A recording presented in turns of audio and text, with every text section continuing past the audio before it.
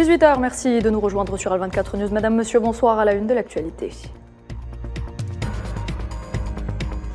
La résistance palestinienne lance depuis la bande de Gaza une opération baptisée Déluge d'Al-Aqsa en riposte au crime de l'occupation sioniste et de ses exactions à l'encontre du peuple palestinien, ainsi que de ses assauts répétitifs contre la mosquée Al-Aqsa.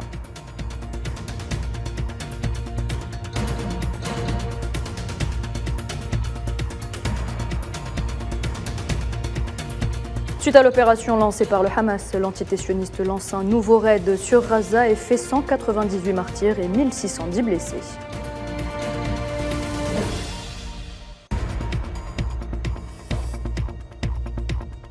L'Algérie condamne fermement le raid sioniste sur la bande de Gaza et appelle la communauté internationale à agir.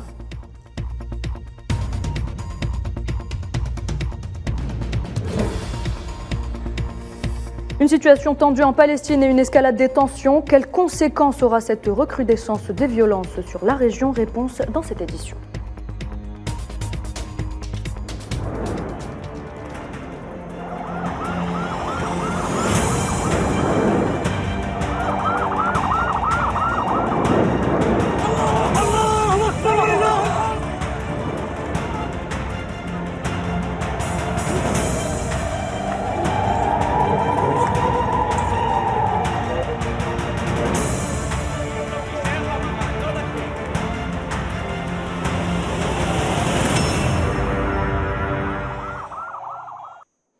Bienvenue à toutes et à tous. Si vous nous rejoignez, l'actualité de ce samedi est marquée donc par l'attaque surprise lancée ce matin par le Hamas contre l'entité sioniste. Une attaque baptisée Déluge d'Al-Aqsa et qui se trouve être une riposte au crime de l'occupation sioniste et de ses exactions à l'encontre du peuple palestinien et de ses assauts répétitifs contre la mosquée Al-Aqsa. Il s'agit de la plus grande opération armée du Hamas contre l'entité sioniste, comme nous l'explique Mohamed Wali Ben Shaban. En réponse aux précédentes agressions sionistes répétées, ce samedi très tôt le matin, Hamas a annoncé le début de l'opération militaire Déluge Al-Aqsa et a lancé une série d'attaques de roquettes depuis plusieurs endroits de Gaza. L'offensive a entraîné un bilan alourdi avec au moins une centaine de morts et plus de 1000 blessés de l'autre côté de la frontière. Une trêve jamais respectée et souvent violée par les fondamentalistes. L'escalade a créé une atmosphère de peur et d'insécurité parmi les colons. De véritables scènes de panique ont été provoquées. De nombreux ont cherché refuge dans des abris souterrains ou même dans des endroits improvisés, même sous les bennes à ordures, pour échapper aux attaques.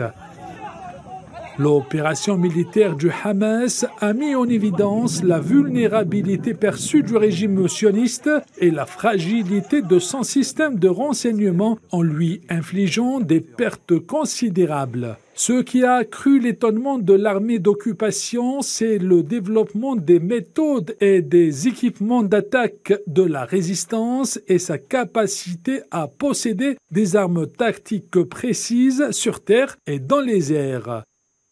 La libération de la Palestine est en effet une question complexe qui perdure depuis des décennies. Mais pour les Palestiniens, elle est aussi une question de temps seulement. Et vous allez les voir à l'écran, des images ont tourné, montrant le Hamas qui a capturé de nombreux sionistes lors de cette attaque, des captifs qui ont par la suite été transférés vers la bande de Gaza.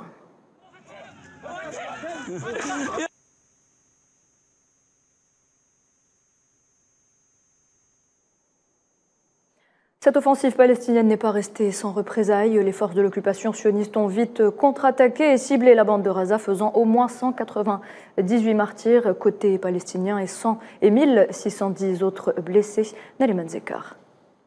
50 ans après la guerre d'octobre 73, l'histoire se répète. Et alors que les combattants du Hamas sont en train de reprendre leurs terres, les forces d'occupation sionistes, déboussolées par cette opération surprise, lancent une campagne d'agression à travers des bombardements aériens sur les habitations de la bande de Gaza sous blocus depuis une quinzaine d'années. Résultat, plongés dans un nuage de fumée noire, plus d'une centaine de civils palestiniens sont tombés en martyrs et pas moins de 1600 ont été grièvement blessés, Plusieurs réactions internationales ont condamné cette énième agression. Le président palestinien Mahmoud Abbas a dans ce sens appelé à mettre en œuvre immédiatement un mécanisme de protection internationale du peuple palestinien contre les violations inhumaines et récurrentes de ses droits fondamentaux par le régime d'occupation. De son côté, le premier ministre sioniste Benjamin Netanyahou convoque son cabinet de sécurité alors que les combats se poursuivent. Il a déclaré être en guerre et s'est engagé à riposter. Selon certaines sources médiatiques, l'armée d'occupation serait sur le point de lancer une nouvelle offensive terrestre contre la bande de Gaza. Néanmoins, cette date du 7 octobre restera mémorable dans l'histoire du mouvement pour la libération de la Palestine. Pendant longtemps, le peuple palestinien a été persécuté et a souffert en silence. Aujourd'hui, ils expriment leur ras-le-bol et sont déterminés à reprendre ce qui leur appartient. Cette énième agression de l'entité sioniste pousse les Palestiniens de Gaza à fuir leur maison, comme l'explique Iman Merad. Suite aux attaques sans précédent contre l'occupant sioniste orchestrées par Hamas ce samedi matin, de nombreux Palestiniens de différentes zones de Gaza ont commencé à déserter leur domicile, craignant les inéluctables représailles sionistes. Nous avons fui nos maisons de façon à se protéger et j'espère que par la grâce de Dieu nous vaincrons. Ils nous ont assez tourmentés et maintenant c'est leur tour. Et j'espère que les musulmans vaincront aujourd'hui ainsi que les Palestiniens. J'espère que le Quds vaincra. Nous espérons surmonter tout cela. Lors de cette attaque surprise, combinant des militaires armés traversant la frontière et une salve de roquettes tirées depuis la bande de Gaza, le mouvement Hamas lance l'une des plus grandes attaques contre l'entité sioniste, qui ne tardera pas à riposter. Bien sûr, nous avons peur de ce qu'ils vont faire. Ils pourraient nous effacer de la surface de la terre. Nous avons fui dans la peur. Je ne peux pas marcher. Bien sûr que nous avons peur. Que Dieu les protège, eux et non. Le colon sioniste déclare être sur le pied de guerre. Le premier ministre Benjamin Netanyahou a appelé les responsables de la sécurité à une réunion d'urgence. L'offensive de ce samedi est l'une des plus importantes depuis que l'entité sioniste et le Hamas ont mené une guerre de 10 jours en 2021. Et puis sachez que l'opération d'envergure lancée par le Hamas a été applaudie par le Hezbollah, bête noire de l'entité sioniste, qui a rendu un vibrant hommage au Hamas ainsi qu'au peuple palestinien. Le Hezbollah qui qualifie cette opération d'héroïque à grande échelle, mais aussi de réponse décisive aux crimes continus de l'occupation et aux attaques continuelles contre les lieux saints. C'est aussi un message au monde arabe et musulman, en particulier à ceux qui cherchent à normaliser leurs relations avec l'entité sioniste, écrit le Hezbollah dans un communiqué. Nous le disions en titre, les réactions internationales ont suivi le raid sioniste contre Gaza. L'Algérie a de son côté annoncé suivre avec inquiétude les événements en Palestine et condamne fermement le raid sioniste qui a ciblé la bande de Gaza. Alger qui appelle également la communauté internationale à agir. Et en conséquence aux exactions récurrentes perpétrées par le régime de l'occupation, l'opération Déluge d'Al-Aqsa constitue un véritable choc pour les forces de l'occupation. L'opération a permis aux organisations de la résistance palestinienne d'engranger les gains qualitatifs, ouvrant ainsi un nouveau cycle dans le conflit au Proche-Orient mais aussi au Moyen-Orient. Sofiane Barouti. 50 ans après la glorieuse guerre d'octobre 73, qui imprègne de sa symbolique l'opération Déluge d'Al-Aqsa, lancée par les organisations de la résistance palestinienne sur la zone sud, avec à la clé plusieurs acquis qualitatifs et un effet de surprise et de sidération, entraînant des conséquences certaines au niveau opératif et politique. Les raids d'agression conduits par l'armée d'occupation sioniste se multiplient, avec une rare violence sur la bande de Gaza, sous blocus. Le Premier ministre, très contesté du régime d'occupation sioniste, a parlé de guerre et plusieurs sources médiatiques évoquent la forte possibilité d'une escalade sans précédent dans la région. À ce propos, la possibilité d'un embrasement d'autres fronts est une réalité. La situation à la frontière avec le Liban est déjà très tendue depuis un long moment et le Hezbollah a exprimé son soutien à la lutte palestinienne, prévenant que toute tentative d'incursion terrestre à Gaza entraînerait une reprise des hostilités. La République arabe syrienne, cible récurrente de raids d'agression sioniste, a pour sa part exprimé sa solidarité avec le combat du peuple palestinien. Pour rappel, le Golan syrien est toujours soumis à un régime d'occupation illégale en violation flagrante du droit international. Des manifestations populaires de soutien et de solidarité avec la cause palestinienne ont eu lieu au Liban, en Jordanie ou encore au Yémen. De son côté, la résistance palestinienne affiche une unité de circonstances dans ce qui est considéré comme un combat existentiel pour la libération, face aux exactions permanentes et au déni flagrant des droits fondamentaux du peuple palestinien, soumis à un régime d'apartheid colonial aggravé par un gouvernement sioniste fondamentaliste et illustré par l'escalade répressive sans précédent et les profanations contre les lieux saints, musulmans et chrétiens. L'appel à l'unité des rangs palestiniens a déjà été suivi en Cisjordanie occupée, où plusieurs manifestations ont déjà eu lieu et où la résistance politico-militaire est particulièrement active. Dans les territoires occupés en 1948, la situation est aussi très tendue et pourrait, selon certaines sources médiatiques, donner lieu à des mobilisations populaires de très grande ampleur.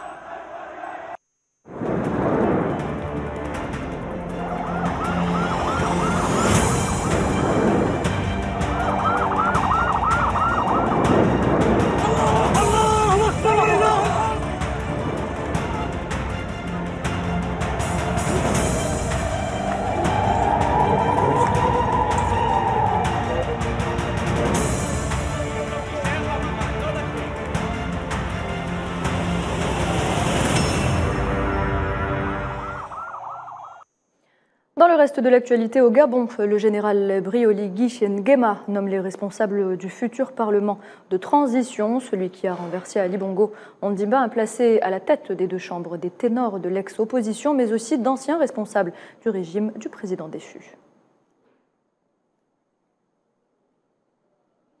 Sur le continent toujours, cette annonce faite par les militaires au pouvoir au Niger concernant une réduction drastique du budget de l'année en cours, et ce en raison des diverses sanctions internationales qui affectent l'économie du pays depuis le coup d'État du 26 juillet dernier. Le budget révisé s'élève donc à 1 981 milliards de francs CFA, soit 3 milliards d'euros contre 3 291 milliards initialement prévus, 5 milliards d'euros donc, soit une baisse de 40%.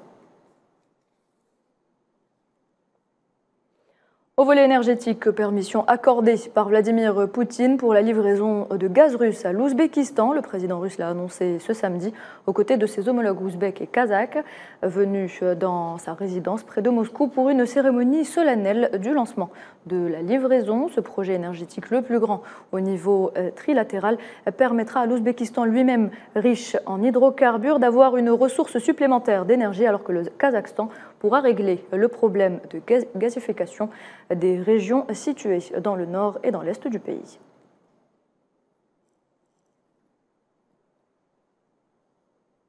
Toujours à propos de la Russie, l'expulsion des 2 diplomates russes annoncée vendredi par Washington en représailles à une expulsion similaire de diplomates américains suscite l'agacement du côté de Moscou. Dans un communiqué publié sur Telegram, l'ambassadeur russe aux États-Unis a assuré qu'aucun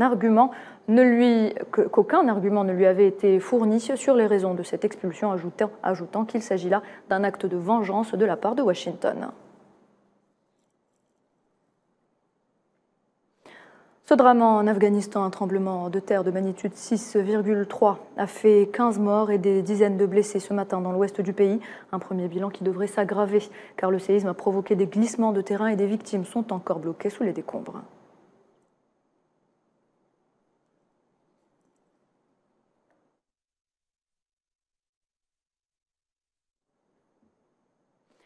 Et puis avant de clore cette édition, sachez que Brahim Rali a adressé une lettre à Antonio Guterres, cette lettre donc adressée par le président de la République sahraoui démocratique, secrétaire général du Front Polisario au secrétaire général de l'ONU, met en garde contre toute tentative de l'État occupant, à savoir le Maroc, d'inclure une quelconque partie des territoires sahraouis occupés dans l'organisation de la Coupe du Monde 2030.